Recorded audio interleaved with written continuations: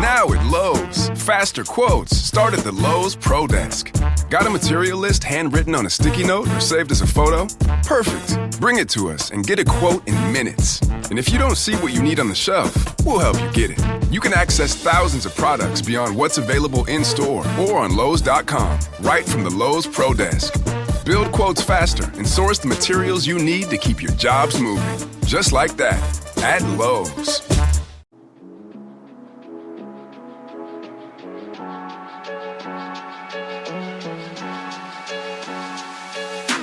Welcome to Season 3 of the Truer Business Podcast with Kara Ellery and Lauren Van Mullum.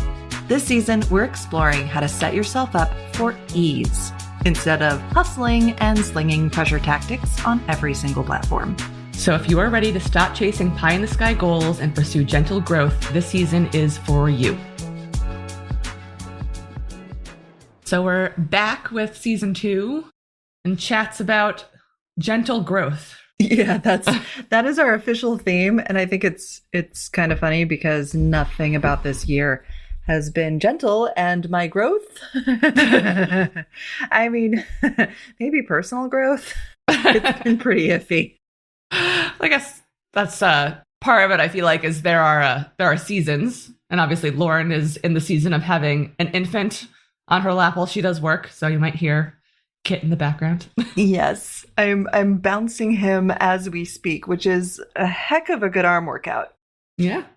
So I guess we wanted to dive into how we've approached gentle growth in our own businesses, if it's growing, if there is growth. Yeah, well, you've been doing really well. Like, you've been doing a ton of stuff. Well, trying. It looks that way sometimes, and maybe not right now.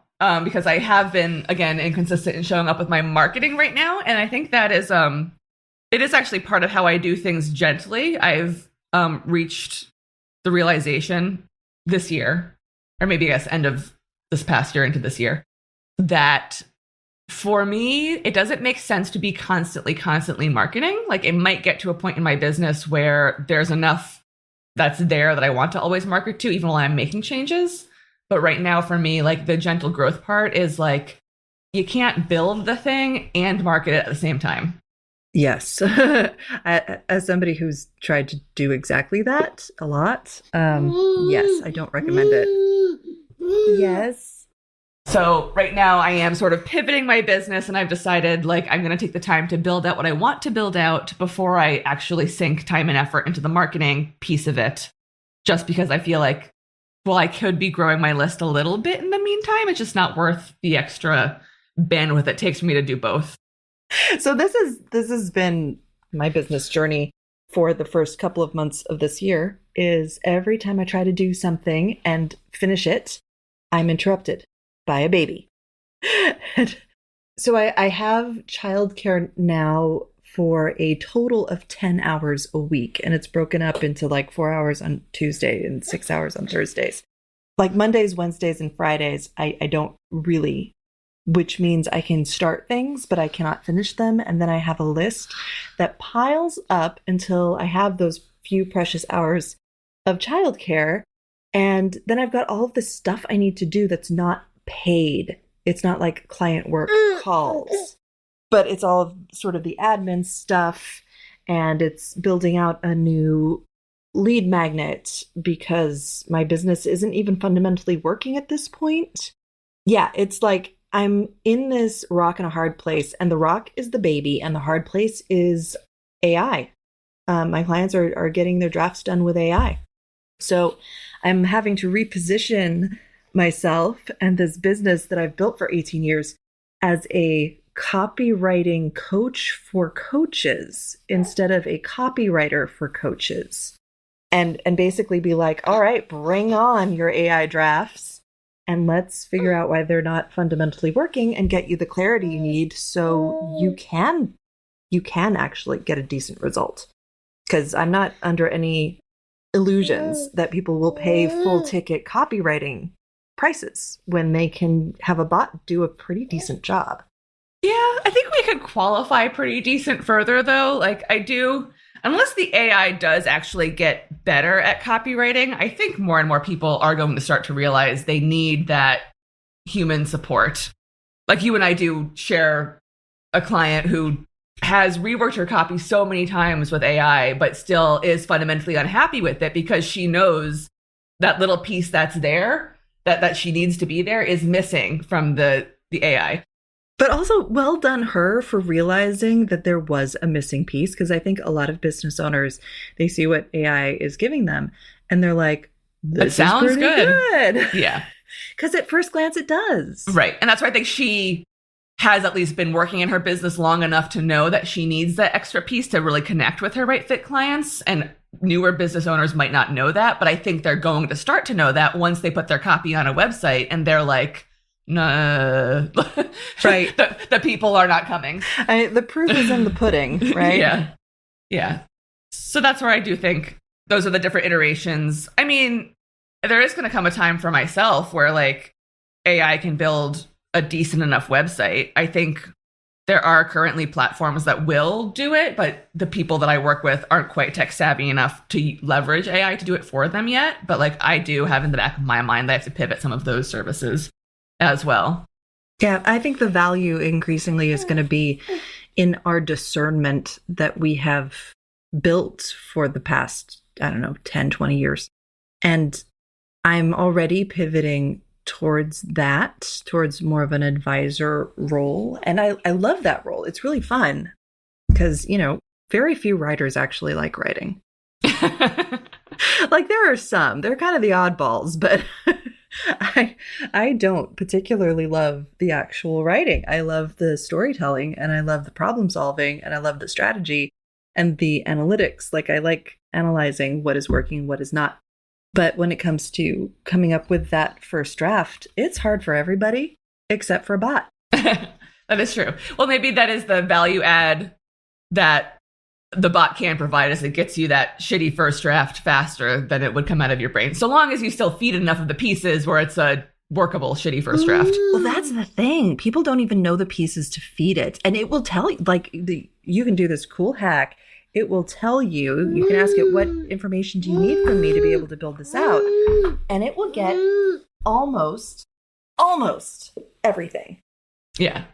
Also, we did record an entire workshop, it's free, on how to get AI to write you good copy. So all the shameless plug that you can get our workshop at kcocreative.com if you want the AI copy framework to know how to prompt it and how to work with it to actually produce a better shitty first draft. Okay, we definitely need to put that in the show notes. Yep, we will do that. But yeah, different seasons require different things. Oh, I've got a new lead magnet. Finally, it took the thing that would have taken me a week in the before times took me 4 or 5 months. It's taken me, like, my baby is 5.5 months old, so that tells you what happened.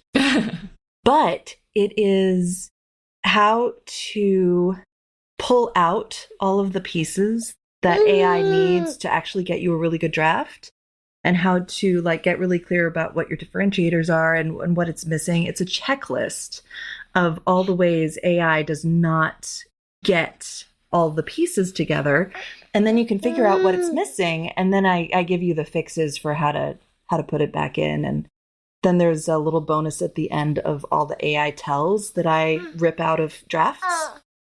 I just put it up. I just put the email sequence in today while he was taking a nap. So it is live. So that we're going to that. You can have both those resources. That should go a long way to getting AI to really get you something that you can run with. So long as, like you said, you have to do all the pre-work. You have the checklist you could run through of how to prompt it correctly. But then it does still take a human eye, I think, at this point, and some ruthless editing at the end of it to make sure it is actually in your voice and using the right fit language for clients. Honestly, that's the secret, the human on both ends. And that's where we still have a job. Yeah. I'm trying to think of other like times I've had to pivot when it comes to growing things. There's been seasons where I do focus more on like collaborations and partnerships or things like that over like launching a new service. And there's been times where I've stepped away. Oh, bless you. That was the baby. Yeah. I don't sneeze that cutely. But there have been times where I've stepped away from certain offers that weren't serving. I think that's another trick that I see a lot of my clients hold on to things too long that aren't working and try to make them work. Like think you do have to give things a decent try before you abandon them. But once it's clear, like, this offering is not working, like, you need to really take the time to rework it or move to something else before you can actually see sales come in. Yes. Oh gosh, that's how I feel about my services page right now. I redid it and I'm like, this is so much more clear. No, it's not. It is not more clear. It is much less clear. So like, it's just constant, right? So when we're talking about gentle growth, it's tricky because as business owners, there's always something that needs to be done that's even, besides the actual client work that we're all in this for. And how do we be gentle with ourselves and our expectations and our schedules and try to build some ease in when there's just a list that never stops? Well, that's one thing. So I did start my entrepreneurial career as a health coach. And as part of my health coach training at the Institute of Integrative Nutrition, which may or may not still, they were churning out coaches for a while there. I don't know if they still even exist. But there was this like mentorship program where you'd be in a small group with a successful health coach who already had an operating business. I remember being on one of the calls, and I'm kind of type A myself, but there was somebody else who was very much like, I get my list and I get it all done and blah, blah, blah, blah. And this other coach who like had a running business, she was like, you do realize as a business owner, like your list is never going to be done, right? Whatever, like, I don't know, that just stuck with me. So whenever like I'm in that where I'm like, oh my God, like I'm not finishing this thing and I'm not getting I'm like, it doesn't matter because there's always more. You could always be doing more. And that's where, as far as gentle growth, I have accepted things. Unfortunately, I am in a position to do some of these things, but like working hours, like if it doesn't build me up, like give me energy or I don't derive great joy from it, like basically any task in or out of my business, because I could always be working on my business, every other task that drains me needs to be offloaded as best as I can. I can't offload everything, but like cleaning my house, I've gone through periods where I'm like, I really have time to clean my house, so I shouldn't pay to have someone else do it. And then I just kick myself because like I don't derive great joy or satisfaction from cleaning my house. And every 3-hour chunk of time I devote to deep cleaning the entire house, I'm like, I could just pay someone to do this. It would be less than the money it would bring in if I just diverted that time somewhere else in my business. Yes. Oh my gosh, I hate deep cleaning. Right. And that's where I think, because as a business owner, every hour of your productive time could actually go into your business, because it's not like my husband with his work, like he leaves his office and those computers and whatever security systems on those computers, and he can't do his work. Like he's done. He's home. Like I don't have that because I could always go sit on my laptop or do whatever. So that's where a lot of those things, I'm like, any other task for the most part, it's simple things. Like I've decided, like I actually do like to cook, but I hate cooking at the end of a business day. So like I don't cook. It's fine. I give my kid frozen pizza and I eat popcorn. Like that is what I do a lot of the time. On a good week, I batch cook some things on Sunday, so I don't have to deal with it during the week. But I've given myself the grace otherwise. Oh my gosh. I batch, I make little egg souffle things with vegetables in them and freeze them. And that's like my breakfast for the week. It's great. But you just said something that might help me solve the piece of the problem that I'm working on. And it's that when your husband is off work, he's off. He cannot do it. And I think that's part of the thing I've been struggling with the baby is like, I'm trying to, it's the time of the day that I have baby care. So I cannot get client work done. I can't do a call like this. It would be ridiculous. And I can't help but think about all of the work stuff I could be doing, should be doing. And so I'm not really present with him. Like he'll be looking up at me with his big blue eyes and I am thinking about the list of things. But maybe if I just adopted a little bit more of that, that corporate mindset of when I'm off, and when I'm on. Yeah. Maybe that would help. I think so. One of my business besties this morning dropped this mantra on me that I'm just like toying with today. She said, find the pace that honors your whole self. And as I'm trying to schedule work, baby care, exercise, fun things that feed my soul. Those are kind of my 4 buckets: is baby, business, body, and soul. I couldn't find another B. But trying to create a calendar around that, a schedule around that, where all of those are being met fully without cramming into each other. I have not cracked that code. I thought I had, and I have really not. Well, it's hard too, because like when you have the baby, like there's things the baby doesn't care that you put on your calendar that 11 a.m. is when you're going to do whatever task. Like that was the hard part when my daughter was younger, is I do like to live by my schedule, but she didn't care about my schedule. So I did have to do things differently then. And I actually did, to the point of like leaving your office. There was a point during COVID when my daughter was 14, 15 months old, and I was still trying to do work. Well, she was obviously home full time, and I couldn't get a babysitter in because it was COVID times. But there'd be periods of time where my husband would have her, or there are periods of time where I'd be like, this is work time, but I would always do it. And maybe you do have a beautiful office at your home, so maybe you're already doing this, but it was like, I have to be in this space doing work. I'm not like, there's no opportunity for me to be like on the couch while she's doing whatever on my laptop. It was always like, that became like, when you're doing work, you're in this office, and when you're not in the office, like work doesn't exist. I try to compartmentalize a little bit that way. Yeah, I think that's so necessary. So when I'm thinking of like, okay, like gentle growth, things that I've actually been kind of successful at, one part of it is the lead magnet is really central to the strategy of fueling the list, building that email list. So the few client hours that I do have available are always full, because they haven't been, which is crazy to me, because usually January, February, those are my biggest months. And it's been really quiet. And part of that has been a good thing, because my attention is so divided, and I'm still working out how to have a business and a baby at the same time. So I think part of it is the universe just saying, take a minute, don't try to just dive back in. And then part of it is AI, and part of it is I have to reposition myself to meet people where they are now. And the other thing that has worked is expecting a lot less of myself, and giving myself extra buffer time for blowouts, honestly, for diaper blowouts. Yeah.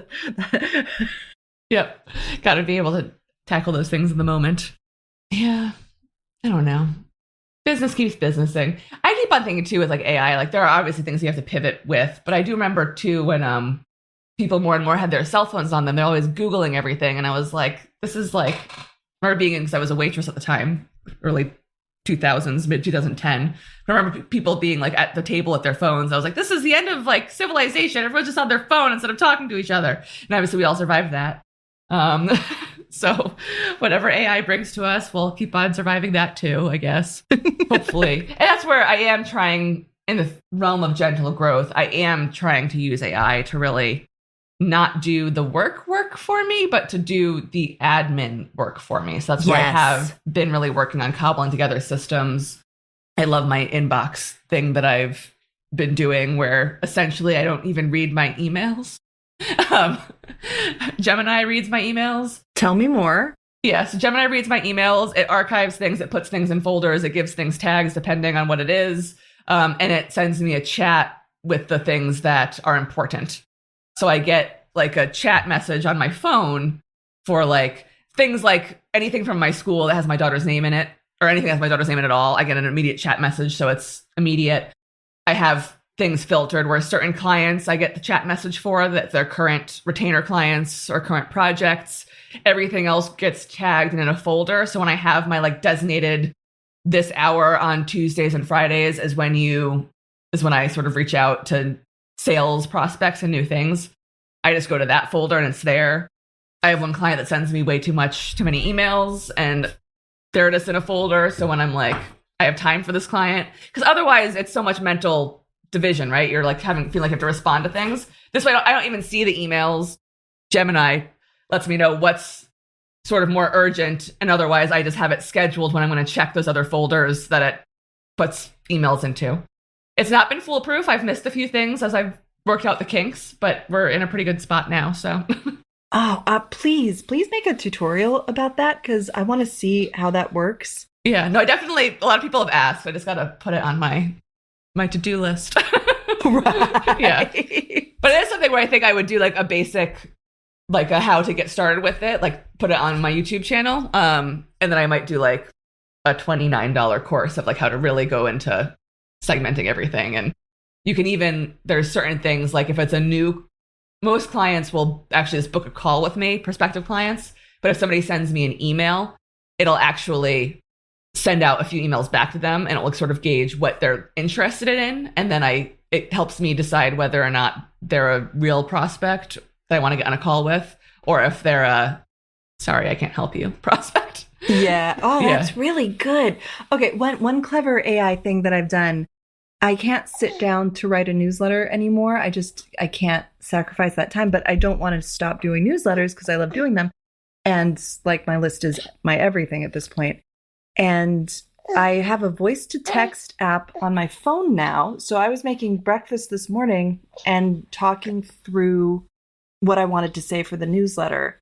And then I give it to ChatGPT and I ask it to just lightly edit, do not change my words. And then it actually does come out sounding like me. And I think it added an M dash, like 1. That's fine. Yeah. I can live with that. Yep. Yeah, that's a good one. I'll do it on walks. I'll reply to some of the emails sometimes using ChatGPT. So I'll read something and I'll voice memo into ChatGPT my response and I'll say, polish this up a little bit. And then I have all of them in ChatGPT. So when I sit back down after my walk or whatever, I can just copy, paste, send. Oh, that's good. See, maybe gentle growth is gentle growth by using some of these AI tools to just make some of the things easier. Yeah. I still will say, like, it does drive me nuts when I get a ChatGPT email that's like clearly so ChatGPT. So I will say, like, that's not okay. Yeah. So if people do use that hack, like I have an email like GPT that I've created in chat. So it naturally does some of the things like the constant rules, like don't use a million M dashes, don't do this. Like I forget what the things I've done over time, but I still will I'll read it when I copy and paste and I'll make a few edits. So I get so many emails from clients where I'm like, I understand you wanted to provide feedback on the website draft constructively, but this is all just chat GPT. Like I actually want your own words too. Well, yeah, because you want to make sure that it's actually their thought, their opinion, their experience. Like you can't substitute that. I follow a few people who are all very, very smart, very savvy, and I want to know what they think. And sometimes I can tell that their newsletter is written by AI. And I will never, I will never use AI to write my newsletter. I will use it to clean up my voice to text. That's as close as I ever want to get. And then I'm going to go back and edit it to make sure it didn't add anything fun, right? Yeah. No, sometimes what I do, because I will use voice memo right into ChatGPT for just my email correspondence. Occasionally, it's just this construction it does where it's like, da-da-da-da-da-da, comma, not. Well, like it's like reinforcing something. It is persuasive, but it's not like the style of writing I want to use all the time. The sentence construction that AI loves to use, I've noticed that it's been creeping into my own writing. And it's like, we're all going to talk this way now. Right? Was it always there? Or did I start reading so many AI drafts that it just infected my brain? I don't know. I haven't tried it yet, but I've heard it's turning into the AI episode. But I know. Well, it's impossible. It's the elephant in the room. Right. I have heard that Claude was trained on how humans actually write more naturally, so that Claude should produce less AI content if you use Claude for content creation versus the other things. I haven't actually tried it. I know. I need to. I've got to try it. I've heard the same. I keep using ChatGPT because it's the monster I know. And also, I made it sound like Tom Hiddleston on my phone.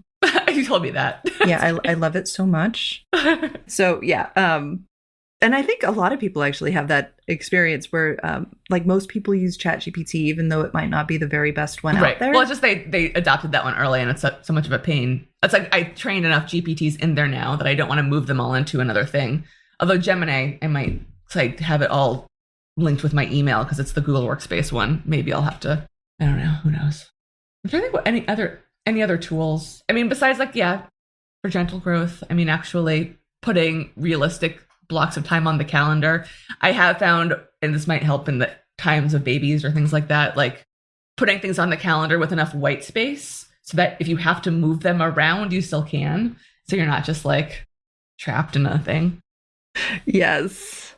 So yeah, as we're going through these next several episodes, we've got some really exciting people to interview, and it's all sort of circling around this idea of how do we make business easier on ourselves, and all different kinds of aspects of it from so many different perspectives. So many of the things, it comes down to having the fundamentals nailed down. Spoiler, we're definitely going to be talking about like how to build firm foundations so you're not scrambling all the time. I'm really curious as we go through these, how our businesses are going to shift in response to all of the knowledge that's going to get dropped on us as we're talking to them. The mission for this year is to find that balance in my calendar again, because figuring out the balance in my calendar has been the mission for my entire self-employed life. And it's always a precarious balance. Sometimes I find it and it lasts for a few months and then something happens and it blows up. So it's never blown up to this magnitude. And what is going to be required is a completely restructuring of my business and a restructuring of how I think about how much I want to work and how much of my identity is actually tied up in how much I work and how devoted I am to my business. Like there's a lot of identity shifting happening at the same time. And the way it shakes out is what it looks like on my calendar, but that's like the symptom of the larger issue. So yeah, I'm hoping to have more space and ask less of myself, and also do the things that will really matter to making sure that I do have client work to do when I have the time to do it. I think that sounds kind of like the definition of gentle growth, right? You're like, how do I like not put too much on myself? How do I take space for the things that are, you know, the most important right now while still growing the business? And yeah, and getting to that point. I mean, I'm in a place too, we're heading this year. I broke up because last time I really pivoted the business was in 2020, which wasn't actually so much a pivot as I went all in on the website design aspect. But previous to that, I was also doing health coaching with a separate business. So then I was like, okay, great. I pivoted renamed the business, redid the branding, kind of tightened up the packages, which are essentially what I've been running with for the past 5-6 years, apart from I've also added a lot more done with you and DIY support resources. And I'm hoping to continue to grow some of those like mini online courses, the Squarespace templates, that sort of stuff. And what I came to realize last year was speaking to the done for you clients and the DIY clients together on the same website. It was getting to be too much. I think I was losing people because they were like, am I this camp? Am I in this camp? Or like the done for you people want premium, like I'm going to do all the things for you. But so anyway, so I divided up these two things. I'm also sort of, I think, stepping into a more, I want to say mature, sounds like the wrong word that I want to use, but like a more like kind of like sophisticated done for you services brand, and then sort of the DIY component. And so that's sort of figuring out how to separate those and market them both without doubling my marketing is my that is my project for this year, while respecting also, and I kind of came to this realization last year as well, like I never work after 5:30 p.m. Like I don't care what I have on my to-do list. I actually don't care if it's for my business or for a client. Like I am not working after 5:30 p.m. So I need to stop scheduling myself in such a way that I can't complete what I put on my calendar before 5:30 p.m. because I know I'm not going to do it, and then I'm just going to be behind the next day. And so as I divide up the business and continue to do all the things that I do, just making sure that I'm respecting the boundary that I'm really good at honoring, apart from the fact that I try to ask myself to cross it every day. I just don't cross the boundary, but I have never related to anything so hard in my life. Yeah. It's like, I know I'm not going to do it, so why do I keep on like putting myself in a position where I have to blow my own goals off. Like, nope, not happening today. Sorry. All right. Well, we've got such an exciting lineup of guests, and I am thrilled to be in season 2 with you. And yes, we're gonna have a good time, and we're gonna figure this out, and hopefully we're gonna help everybody listening to figure out the pieces also that makes growth gentle. Yes, because we are not in the hustle club. So no, we are not. I shredded my membership card a long time ago. Yep, exactly. All right, so we'll be back with more episodes every other week, so you can check back. All right, bye everyone.